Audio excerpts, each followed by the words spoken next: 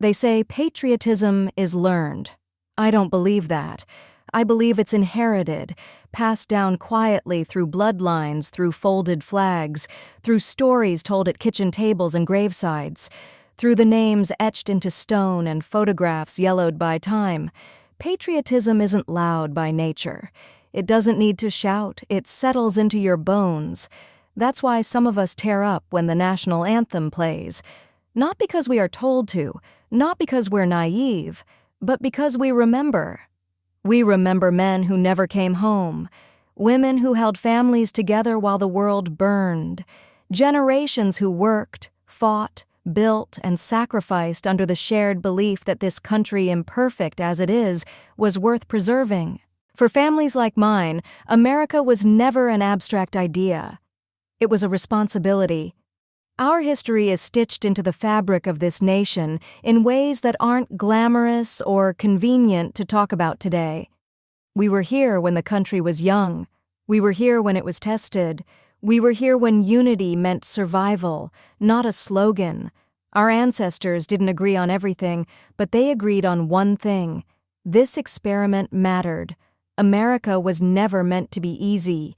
It was meant to be free. Freedom required strength. It required standards. It required resilience, accountability, and, above all, shared values. Those values weren't perfect, but they were common. They gave people something to stand on together, even when they stood on opposite sides of an argument. What we have now is something else entirely. And that's where the unraveling began. This video isn't made out of hate. It is made out of grief. Grief for a country that once believed disagreement didn't equal destruction. Grief for a culture that valued strength without cruelty and compassion without chaos. Grief for a future generation, my grandkids included, being handed a version of America that feels more divided, more fragile, and more confused than ever before.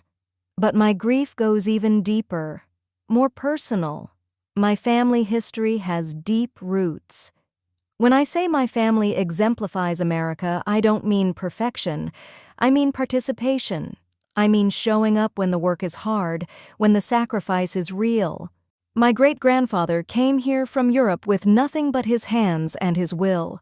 His name was John Stafella, and like so many immigrants of his time, he didn't arrive chasing comfort. He came chasing opportunity, and he paid for it in labor. He began as a miner, not a metaphorical one, a real miner. He worked underground, in danger and darkness, extracting the raw material that built this country from the inside out. Over time, through grit and perseverance, he founded the town of Yuma, Arizona, starting with a general store and a saloon. He built up the town. Eventually, he opened the Stofella Railroad Exchange, a hub of commerce, movement, and connection. Railroads weren't just steel and steam. They were the arteries of a growing nation. They carried people, goods, and possibility across vast distances. That's America. My grandfather, Jack Stofella, served in the United States Navy, then returned home and became a Los Angeles police officer, dedicating 25 years to protecting a city that was constantly changing, often volatile, and rarely forgiving. He didn't just wear a badge, he earned it. During a bank robbery shootout, he even displayed extraordinary courage and was awarded a Medal of Valor. That's not a footnote in history. That's a life placed directly in harm's way so others could live.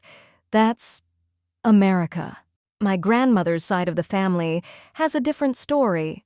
Her brother, Ernest J. Ron, went to fight in World War II, but never came home, a loss that shattered my family in ways that never fully healed. In fact, my great-grandmother was never the same after his death. She died on the same day as he did, 20 years later. I have a scrapbook made by my great-grandfather that documents every detail, from boot camp to funeral. Personal letters, photos, government letters, and records, because some sacrifices refuse to fade quietly into the past. My grandmother spoke of him often. I grew up going to visit his grave with her, cleaning up weeds, placing flowers, placing a flag, not as a ritual, but a remembrance. I still go. That's what patriotism looks like when it's real. It doesn't end when the war does. And then there's the America I grew up watching unfold on film.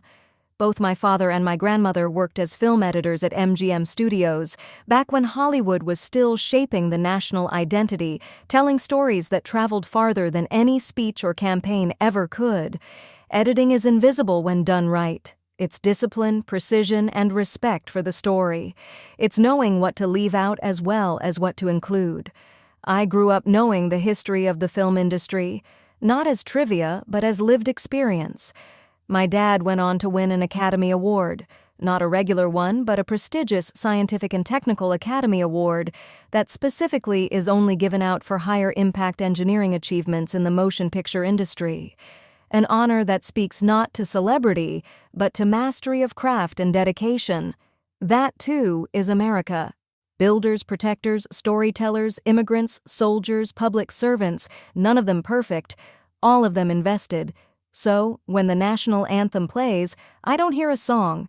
I hear pickaxes striking rock. I hear gunfire and sirens. I hear propellers over foreign soil. I hear film reels spinning, and I hear trains moving out west. I hear a country that demanded something from my family and was answered every time. That's why I'm patriotic. Not because I believe America is flawless, but because I know that it costs to build and how easily it can be dismantled when history is dismissed as inconvenience and sacrifice is treated as an outdated concept. This country wasn't handed to us. It was earned. And watching it unravel feels personal, because to some of us it is. Now, for the reason this video exists, I was looking for a children's book for my granddaughter. Something playful, innocent, something grounded. I didn't expect to find political mockery in the children's book section masquerading as funny or educational. I didn't expect to see a sitting president turned into a punchline for children who are still learning what it means to belong to a nation at all. That moment crystallized something for me. If we are willing to teach children to ridicule their own country before they even understand it, then we are no longer shaping future productive citizens, we are creating a disconnected culture. This is the cold, hard truth. Nations don't fall because people love them too much.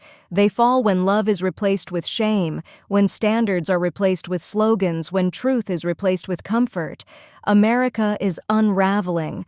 Not because it was flawed, but because we gave power to people that did not earn it. And if that makes you uncomfortable, good.